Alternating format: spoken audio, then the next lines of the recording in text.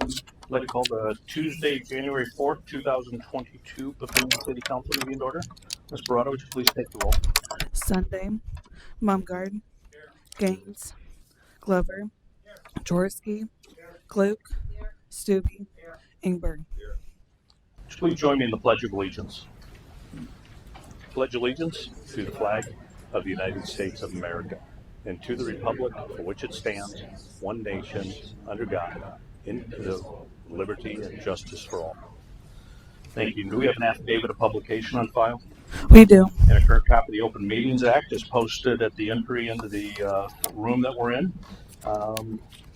Chief Whitted, we have a special item tonight, which is a swearing in of another police officer. Have Chief share a little bit, and we'll do the swearing in. Chief. Thank you, Mayor. You don't need to miss that, right? No. Okay. I'll take some copies. Good evening, City Council. Mayor, thank you. This is becoming a habit. Maybe one day we're getting close to getting filled up now, so we're getting there. I'd like to just take a quick minute tonight to introduce our newest officer to begin field training, Officer Eric Steyer. Officer Steyer, would come on up for me if you would. Eric comes to us with prior law enforcement service, so we're excited to have him joining our Papillion police team. Eric was born in Blair, Nebraska, where he lived as a child until his family moved to Colorado for a short time, and then they moved to Maryville, Missouri, where Eric began high school. A year later, Eric's family moved back to Blair, Nebraska, which makes Phil Green happy. And after high school, Eric attended Wayne State College, graduated in 3.5 years with a Bachelor of Science degree. Eric was first hired as a law enforcement officer in 2014 by the Cass County Sheriff's Office before moving to the Blair Police Department in April of 2015, where he served until recently. While at Blair, Eric was promoted to detective in 2019, and then he served there until December 21, where he became employed with us. We look forward to getting Eric's field training completed and onto a patrol shift as quick as he progresses through his training. Eric's family is in attendance tonight, and that includes his wife, Katie, mother, Marcia, brother and sister-in-law, Matt and Sydney, and his sister, Julie, was not able to be here, but his brother-in-law, Jared, and a few of his nieces are here. So, Eric, I'll turn it over to the mayor, and then we'll go ahead and do the swearing. Raise your right hand. I state your name. I, Eric Steer, Do solemnly swear do solemnly swear that I will support the Constitution of the United States that I will support the Constitution of the United States and the Constitution of the State of Nebraska and the Constitution of the State of Nebraska against all enemies, against all enemies, foreign and domestic, foreign and domestic, that I will bear true faith and I will bear true faith and allegiance to the same, and allegiance to the same, that I take this obligation freely that I take this obligation freely and without mental reservation and without mental reservation or for purpose of evasion, or for purpose of evasion, and that I will faithfully and impartially and that I will faithfully and impartially perform the duties of police officer perform the duties of a police officer according to law according to law and to the best of my ability. and to the best of my ability. And I do further swear And I do further swear that I do not advocate that I do not advocate nor a member of nor a member of any political party or organization any political party or organization that advocates the overthrow of the government of the United States that advocates the overthrow of the government of the United States or of this state or of this state by force or violence, by force or violence, and that during such time and that during such time as I am in this position, as I am in this position, I will not advocate I will not advocate nor become a member of nor become a member of any political party or organization any political party or organization that advocates the overthrow that advocates the overthrow of the government of the United States of the government of the United States or of this state or of this state by force or violence. by force or So violence. help me God. So help me God. Congratulations. Thank you. Welcome aboard.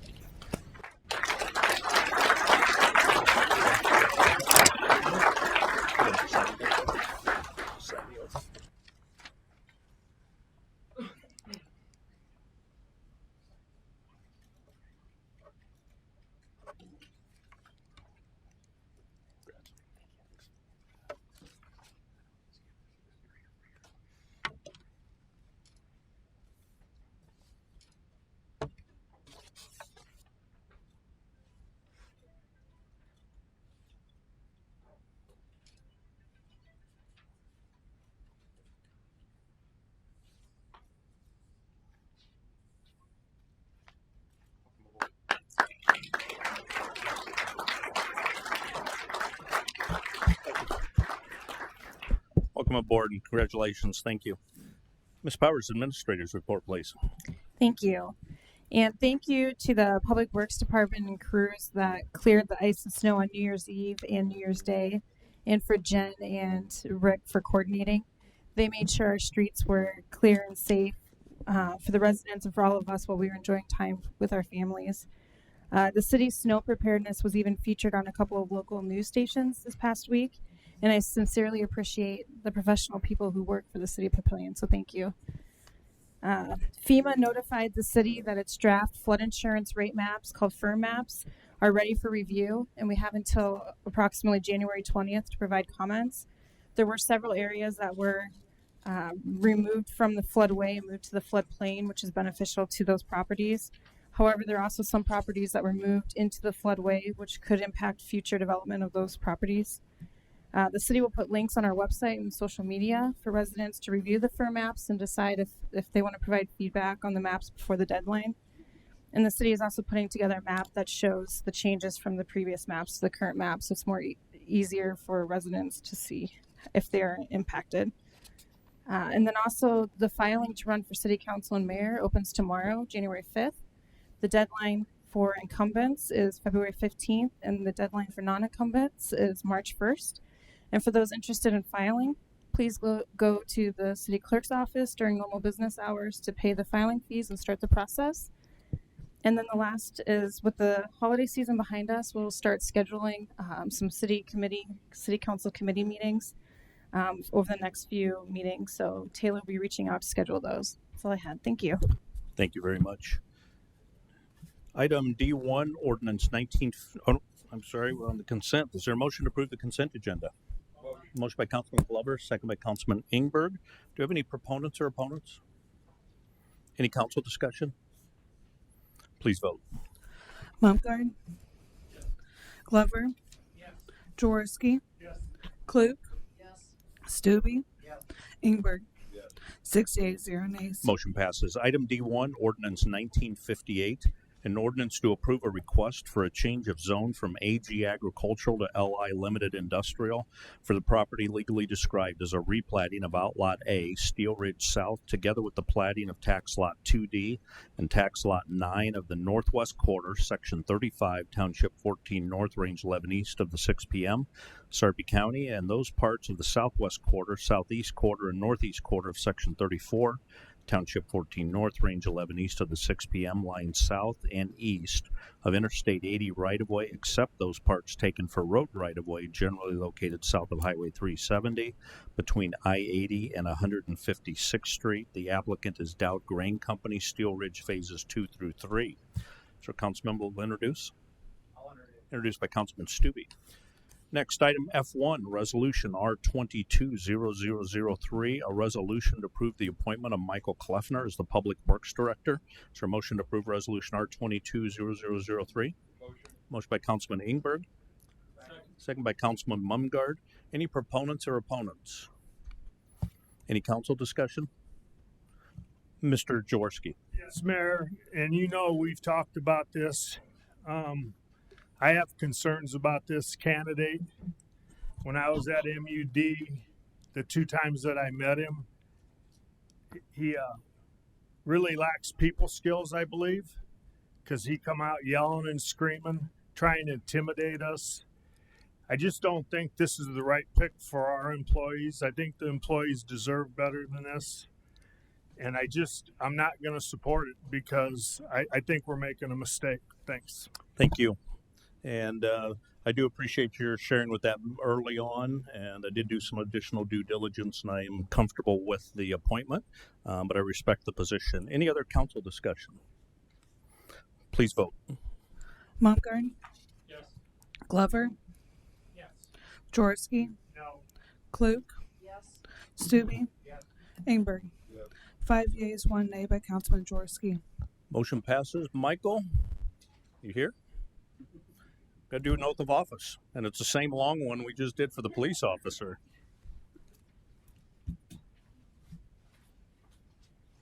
Congrats. I'll have you share a few words. Raise your right hand. I state your name. I, Michael Kleffner, do solemnly swear do solemnly swear that I will support the Constitution of the United States that I will support the Constitution of the United States and the Constitution of the State of Nebraska and the Constitution of the State of Nebraska against all enemies, against all enemies, foreign and domestic, foreign and domestic, that I will bear true faith that I will bear true faith and allegiance to the same, and allegiance to the same, that I take this obligation freely that I take this obligation freely and without mental reservation and without mental reservation or for purpose of evasion, or for purpose of evasion, and that I will faithfully and impartially and that I will faithfully and impartially perform the duties of Public Works Director perform the duties of Public Works Director according to law according to law and to the best of my ability. and to the best of my ability. And I do further swear And I do further swear that I do not advocate, that I do not advocate, nor am a member of, nor am I a member of, any political party or organization any political party or organization that advocates the overthrow that advocates the overthrow of the government of the United States of the government of the United States or of this state or of this state by force or violence, by force or violence, and that during such time and that during such time as I am in this position, as I am in this position, I will not advocate that I will not advocate nor become a member of nor become a member of any political party or organization any political party or organization that advocates the overthrow that advocates the overthrow of the government of the United States or of this state of the government of the United States or of this state by force or violence. by force or violence. So help me God. So help me God. Congratulations. Want to share a few words? Okay. Thank you very much. And right there.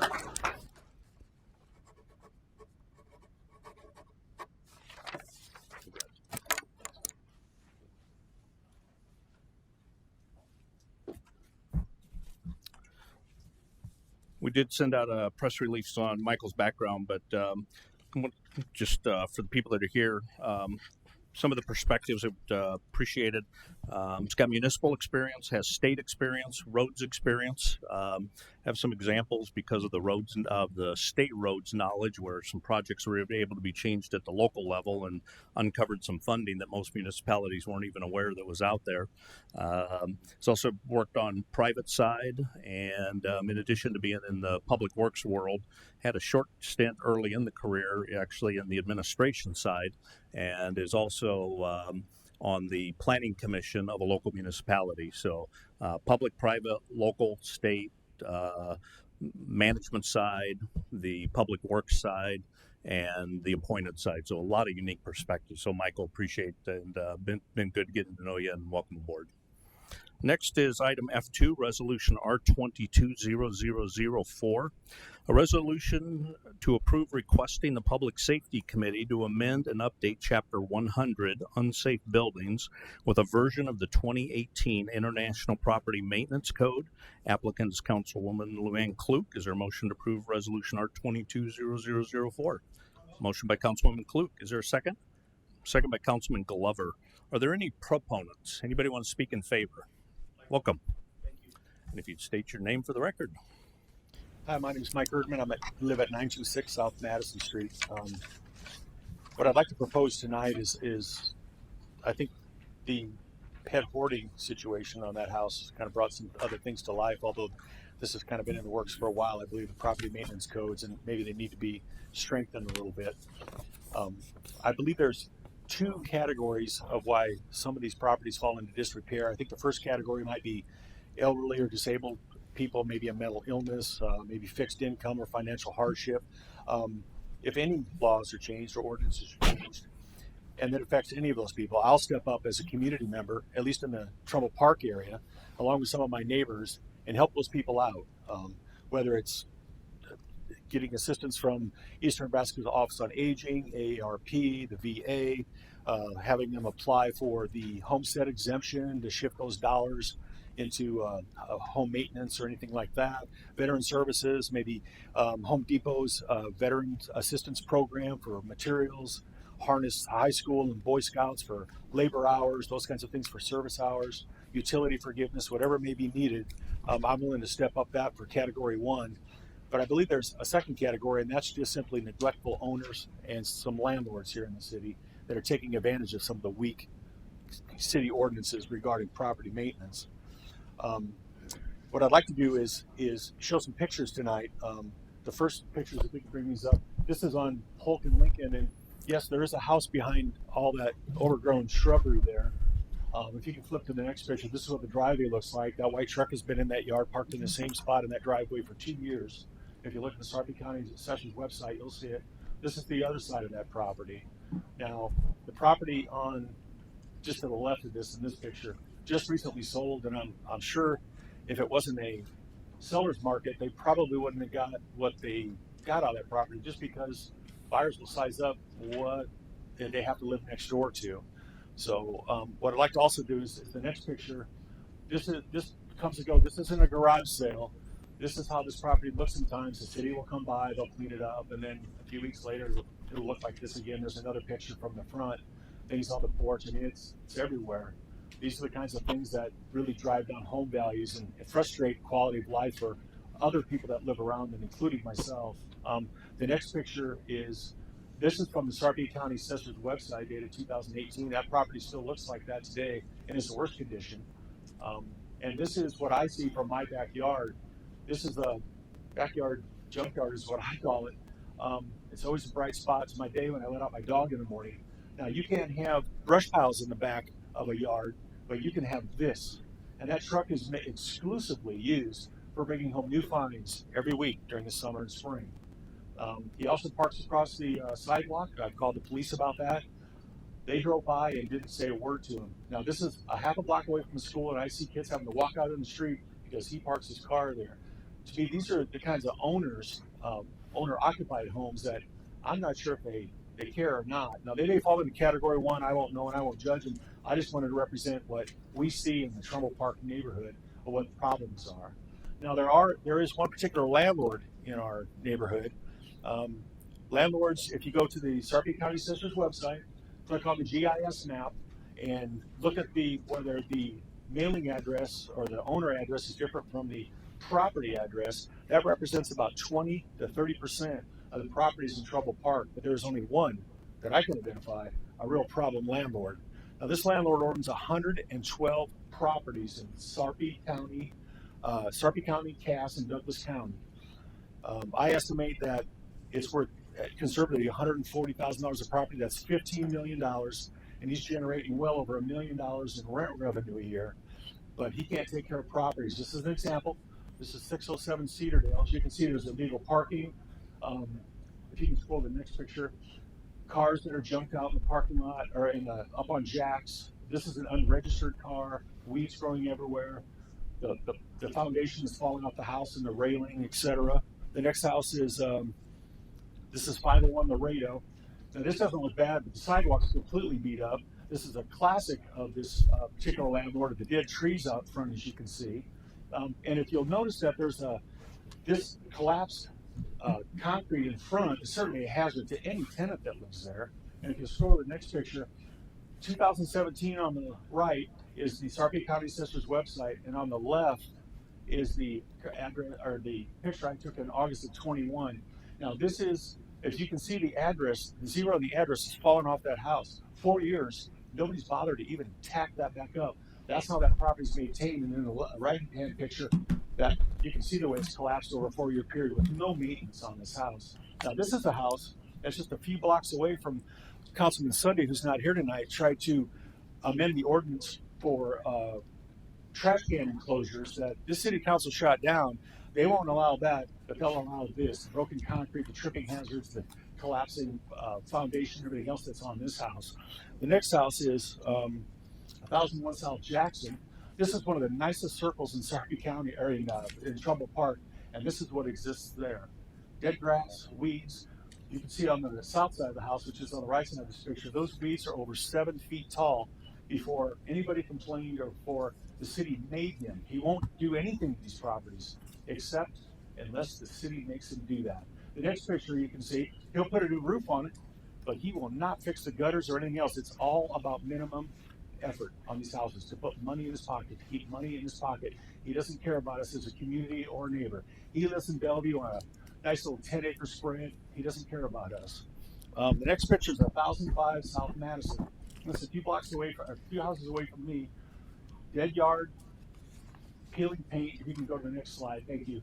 Peeling paint on the side of the house. It's all over like that. And the next slide will show you what the gutters, again, falling off the house. The soffits are rotting. The next picture shows the railing again, foundation falling off a house. The next picture will show the crumbling retaining wall that he won't repair. The next picture shows garbage, everything else that's allowed out in front of these houses. The next picture shows, this is disturbing. That garage just happened to be open. I'm sorry that the quality of this picture isn't very well. I was just driving by one day and they had the garage door open. That garage is packed top to bottom, front to back. And the most disturbing thing about this is that that trailer wasn't moving anything out. They were moving more stuff into that property. And next picture, this is what the yard looked like 3 years ago. 4 foot tall weeds. That shed he finally removed. I think the city made him remove that. That was a nice little house that the raccoons were living in and creating problems in the city. Next picture shows this is what that property looks like today in the back. The backyard's dead. At least the grass isn't 4 feet tall, but that's what it looks like.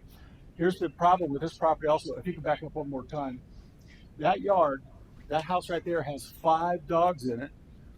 The neighbors have called the Humane Society on it. They're still there. And 2 weeks ago, guess what showed up? A litter of puppies. So there's over 10 animals living in that house. And is this the next animal hoarding house that's developing in Papillion that will give us another black eye and that we can't do anything about? Now the real problem is 924 South Madison, which I live next door to, which is the next picture. This is a picture of, taken in 2014, just a few months after I moved in next door to the right, to the north, to the south. These tenants that were living there actually had livestock living in the garage that this landlord allowed, apparently, complete with pens and hay. They were living in there. I thought I was going nuts. I thought I'm hearing the baying of sheep, and I'm thinking that can't be right. I mean, I just moved in. You hear a lot of strange things in a brand new neighborhood. No, it was true. And what they did was they had a beef with the landlord, or the landlord kicked them out or something. But they moved up. This picture was taken in February when the snow had just melted. They pulled up their moving truck onto this property, loaded it up, and then spun their tires out all the way across that lawn and put mud on the front of that house. That mud was on the front of that house for 6 weeks. The landlord didn't come over to clean it off or anything. He doesn't care about us. Now, I want you to take a good look at this picture because that was in 2014, and that house was in a reasonable condition. I wouldn't say a good condition, but a reasonable condition. The next picture is this year. That's what it looks like now. This is how he's neglected that property. That's from the same spot that I took that other picture from, and that's what this house looks like 7 years later. The next picture, let's walk around this house. That's what the weeds look like on the side.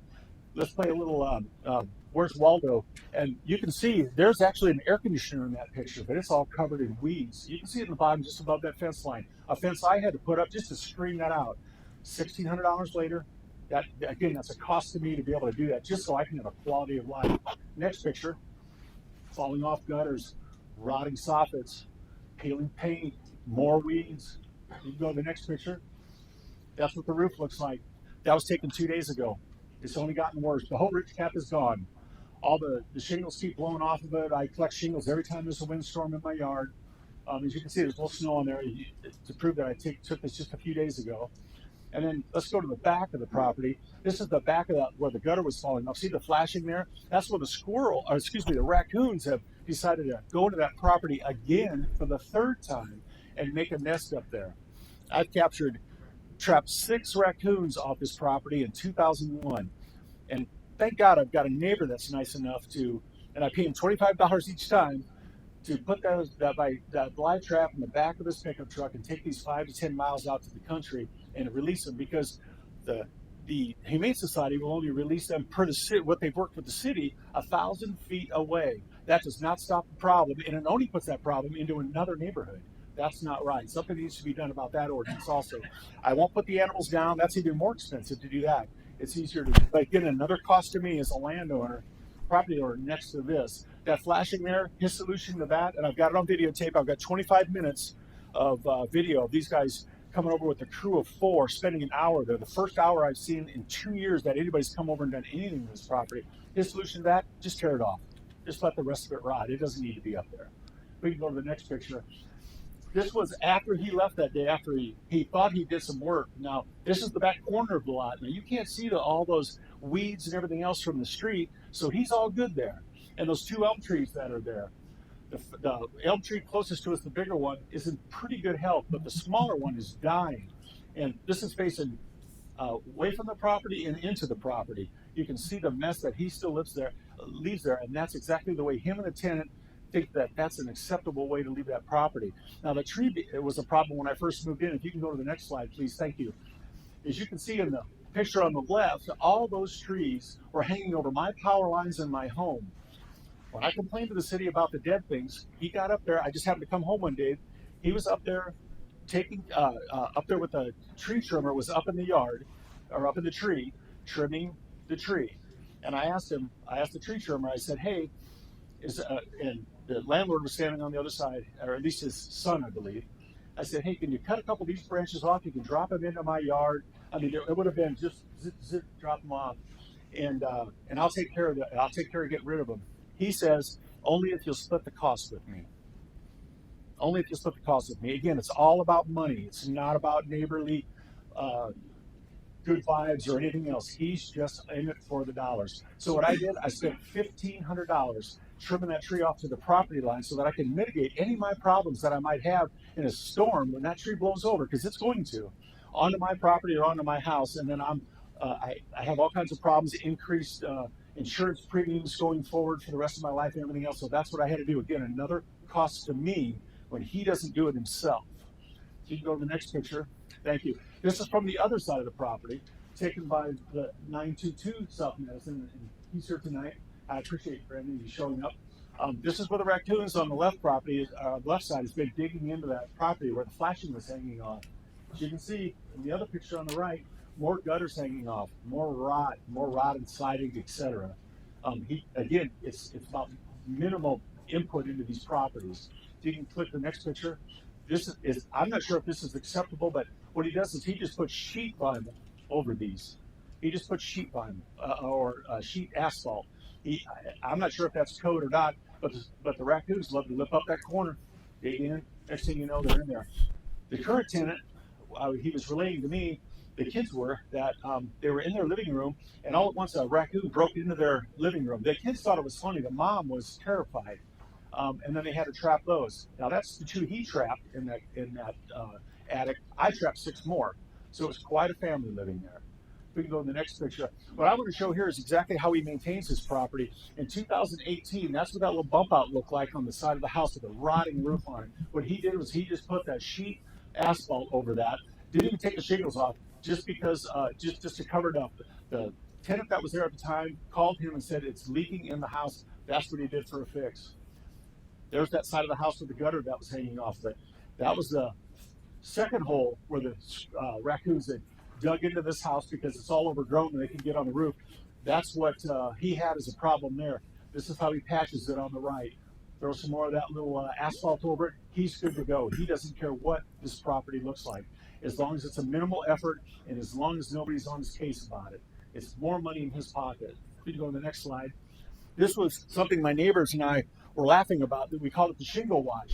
Now this shingle is sitting in that lilac bush, well, lilac tree, because it's never been trimmed.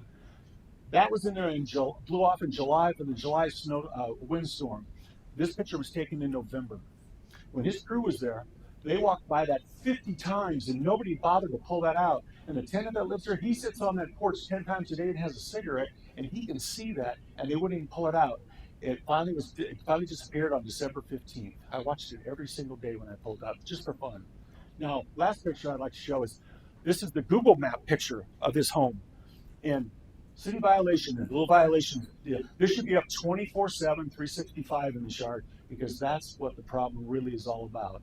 This guy's a real problem in our neighborhood, and maybe the city property maintenance codes need to be addressed a little differently. Maybe they need to view this property as, like I do, I'm living next door to a for-profit business. This is no longer a rental to me. This is a for-profit business. Maybe it should be regulated like a business.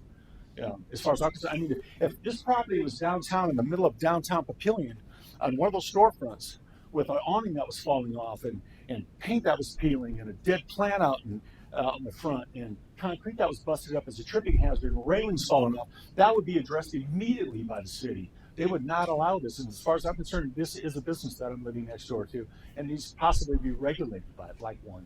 So those are my concerns with this particular property and this particular owner. I think he cheats us 5 ways.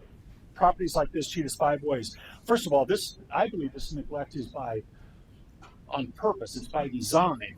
And what he does is he wants to hold the assessed value down on this property so that he has lower taxes that he has to pay, which cheats us all because we're all picking up the slack.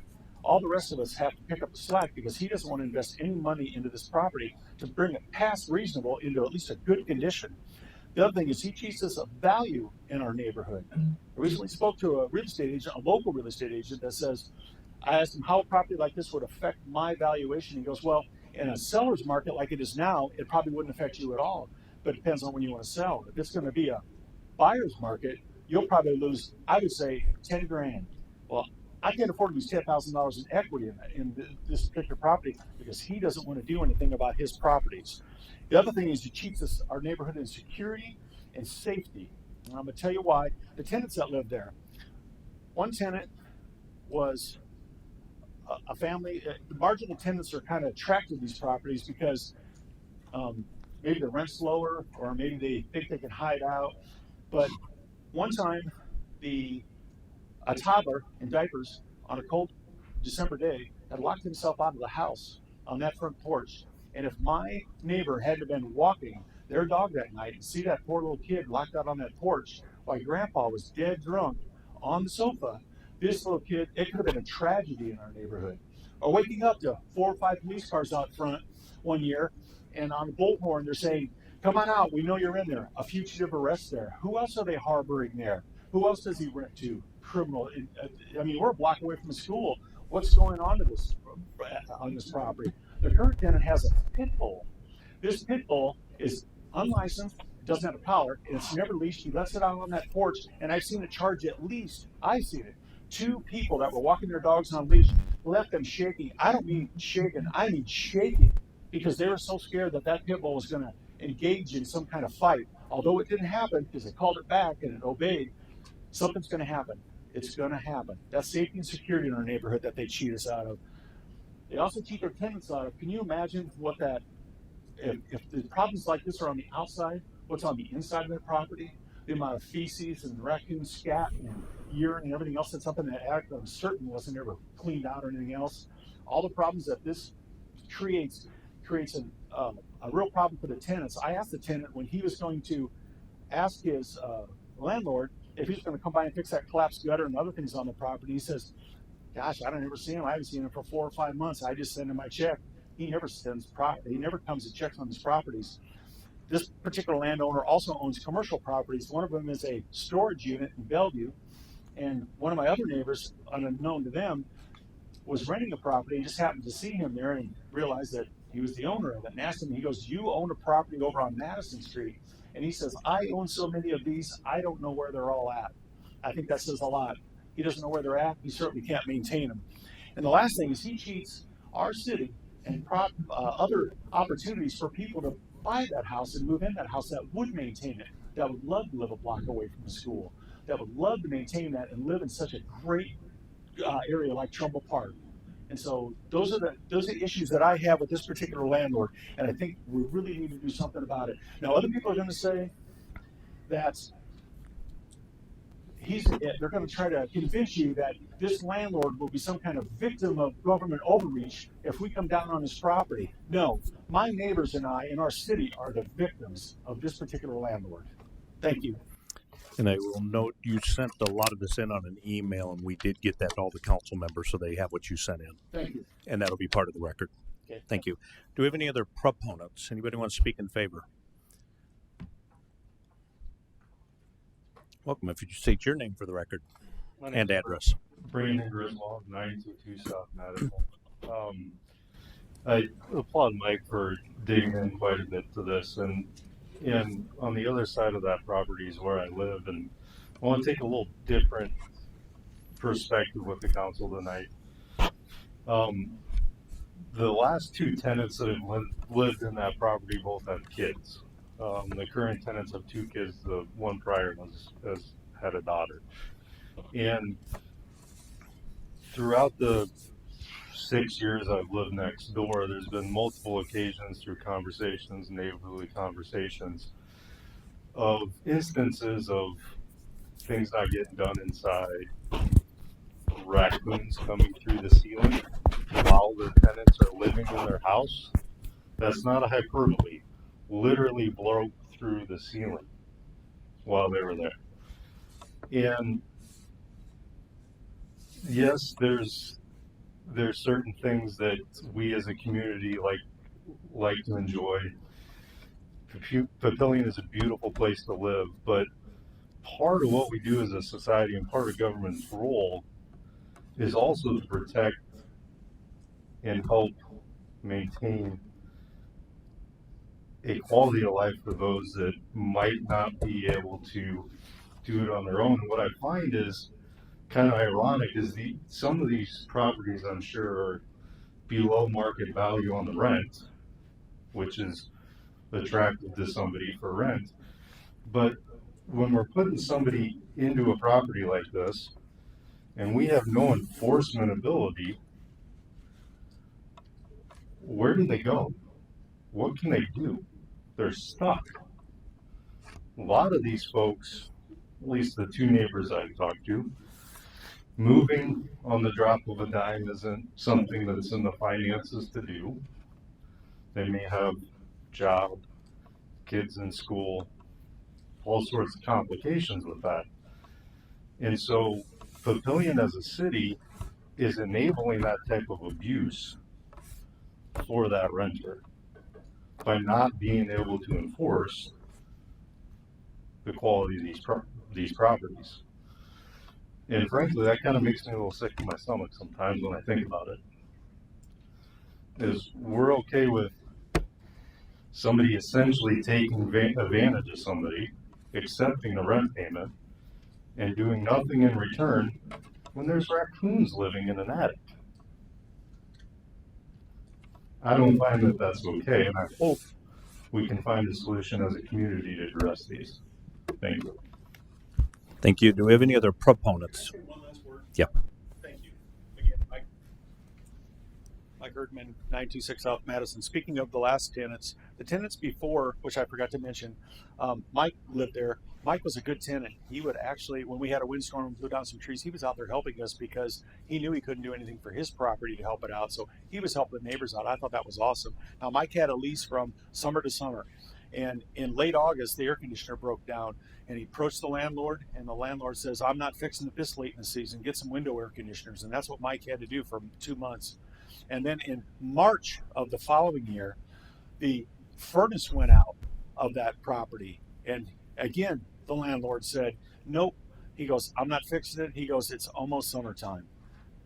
And so Mike ended up having to move out of that house. And unfortunately, he was a good tenant. He was a class guy that knew he was under the gun. He didn't have an option to move out. He struggled to find another property in Papillion to keep his kids in the school district here because he enjoyed it so much. He was from New York and he loved it here and he appreciated our neighborhood, but he fell captive to this landlord and some of the shenanigans that he does and how he keeps the tenants at bay. And I know the current tenant, same thing. They have 3 kids in the school system and they love it here. They moved from OPS just to be in the school system and found this property. And when I asked him, when is your landlord? I don't know. I don't talk to him. He's afraid to talk to him, approach it because he does not want to get evicted and then be upset and not, and because maybe this is below market rent.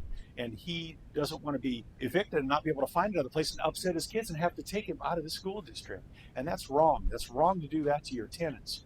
And my last thought was that I worked with the city on a couple of issues in Trumbull Park. One of them was intersections and some parking issues. And I thought the city was always fair. It always had community input. It was always, no matter who was involved and what compromises needed to be made, there was always a well thought out plan and resolution for everybody involved. And I think that's what we can do here. And I think that's what we need to do here for not only for our Trumbull Park neighborhood or Carriage Hill or Terra Heights, but all the city. I think all of it is. We don't have an HOA. A couple people said you can start an HOA. Covenants have long since passed. There's no HOA that I can establish in the community that's 100 years old or plus. That's not something we can do. The city is our HOA. They have to act on this. They have to be able to stand up and say, enough is enough. This is wrong. I'm not talking about the color he can paint his house or the type of shingles he can put on his house, just that there are shingles on the house. So Thank you. Do you have any opponents? Welcome. And if you'd state your name and address for the record. Hi, Lorraine Renate, 1 Missouri Park Drive, Papillion. I'm not an opponent, I'm neutral. You drive by my house, there's not a blade of grass out of place, and very aesthetically and whatever. However, I have a personal property rights. I don't want slumlords in Papillion. I just want to caution everyone to be very careful that this doesn't get into a slippery slope. And we are an HOA, which I don't believe in. Having spent 20 years in Southern California and moving back to Papillion, I know all about HOAs. I just want to caution, because I don't want this to get out of control. Thank you. Thank you, and I'll just make a clarification based on that. What the resolution is a request. It's an unusual resolution. It's actually a resolution to ask the topic to go to a committee of the city council, and then the committee of that city council will work through it and probably think of those types of concerns. What that committee will then do is whatever their final body of work is, that will come back to the council as a recommendation, and then that will go through a whole nother series of introductions, public hearings. So appreciate the comment, and that is kind of the purpose of the committee. Any other opponents or anybody neutral? Any council discussion? Ms. Klug. Thank you. I was the one who asked to have this done. Several of the houses that you've seen the pictures of are in my ward. I will say that I feel like 99% of the city of Papillion looks good. People are responsible for their properties. They're taking care of them. They want to be good neighbors. Unfortunately, there's that last little bit that I feel the city needs to take a little bit closer look at and set up some very open book rules and regulations that all of us know to look at and refer to. Nothing that says somebody has discretion, but rather clear rules so that we all understand where we're going to.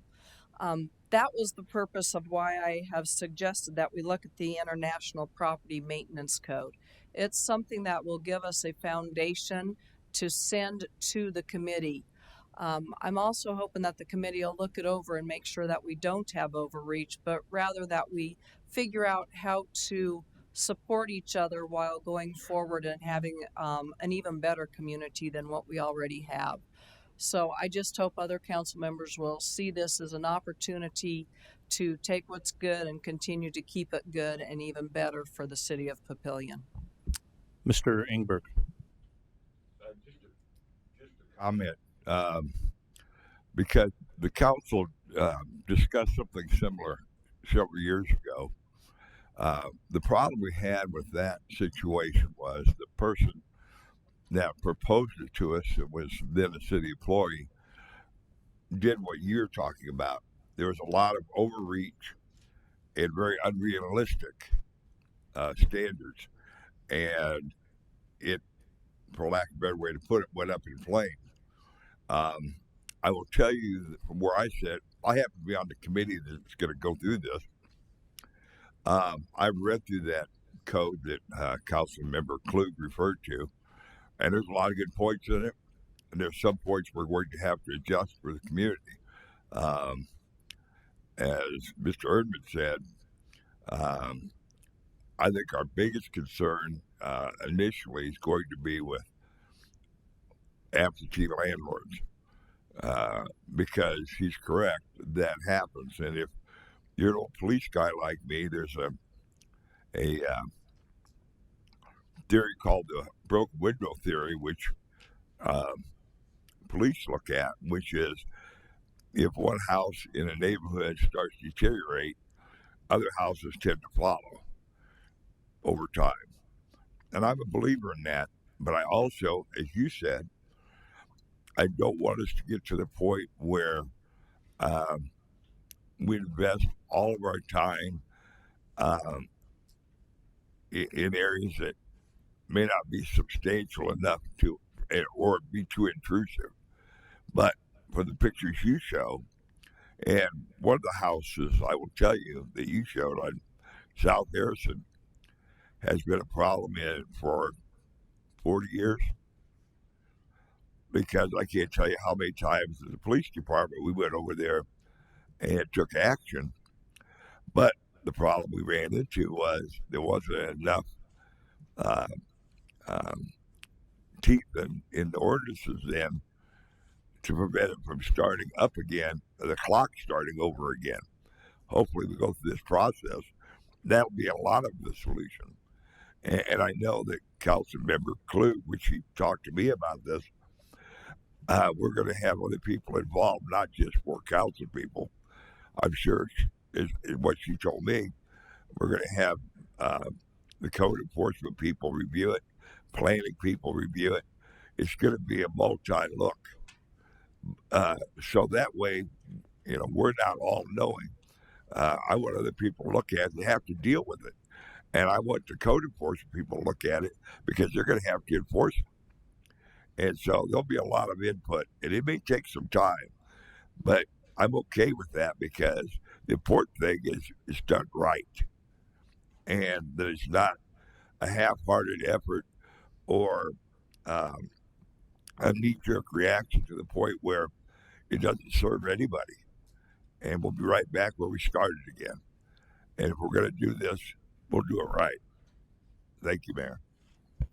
Any other council discussion? Please vote. Mumgarde. Glover. Jaworski. Klug. Stube. Ingberg. 6 yeas, 0 nays. Motion passes. It's going to go to the Public Safety Committee. New committee assignments were made a couple of weeks ago, so I think everybody's got those. So that'll be going to the Public Safety Committee, and it'll come, I think, with initial staff feedback, primarily from building and from the chief building official. That's all the regular agenda items. No committees have met in the last couple of weeks. Any comments from the floor?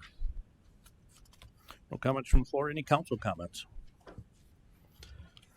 Like couple of weeks just because of the holidays. United Cities did meet. The legislature is now back in session. It's a short session of the biennial. So it's the second year of the biennial. It's a 60-day. They've got a lot of things to work through, but as a reminder, anything the legislature does can directly affect the municipalities. Remember the civics lesson. Most people would think Nebraska is a local control state. It's anything but. There's a concept called Dillon State, and Nebraska is a Dillon State. And the theory is that the city is a corporation, and as a result, it's a creation of the state. And as a result, the state has the right to tell us what to do. And so, with that, everything we do, we have to point to a piece of state legislation that gave us that power to do it. The practical implication of that is every single bill the legislature passes theoretically affects our power and our control. So even if it's nebulous and doesn't look like it has anything to do with the city, we've got to keep an eye on it to see what that impact is. Long-winded to say the United Cities meets every Monday during the legislative session to get an update on what they're working on and what the committees are. But another reminder to the council, if there's any legislation that you would like to see us working on, let us know. It's too late to probably get it introduced for this 60-day session, but it is the end of the biennium, so the next 2-year cycle will begin next January. And so it's a good time to be crafting new legislation if we see something. So be sure to let us know if you see something and we can work on that. Just another thanks to Public Works. In addition to the snow and the cold, there were a couple of water main breaks, and it can't be a fun time to be working on water main breaks. So thank you to everybody that does that. And they're usually not at convenient times either.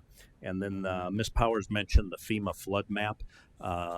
There is FEMA's doing a little bit different. The last time they updated the maps, they actually sent them to us and told us to hold that they had to be held in confidence, and we couldn't tell the public what was going on. And there were a lot of impacts. The good news is this time they're actually changing their methodology and saying we can share. The first set of maps that are coming out are very preliminary, and I believe we have about a 30-day period of time to make comments. FEMA really doesn't do anything for public engagement other than sending us a high-level map. Our GIS folks and planning department are working to take that data, get it into GIS, and get that information out to residents so they can dive in and see impacts on their own properties. And we'll make sure that gets shared with council members as well. And then I think there will be another map that comes out, and there will actually be about a year-long comment period, but there will be impacts in Papillion on the flood. Some positive, some negative, but we'll be using our communication channels a lot to get that word out. Any other council comments? Is there a motion to adjourn? Motion by Councilman Glover. Second by Councilwoman Klug. Please vote. Baumgart. Yes. Glover. Jaworski. Klug. Stubbe. Ingberg. 6 yeas, 0 nays. Motion passes. We are adjourned.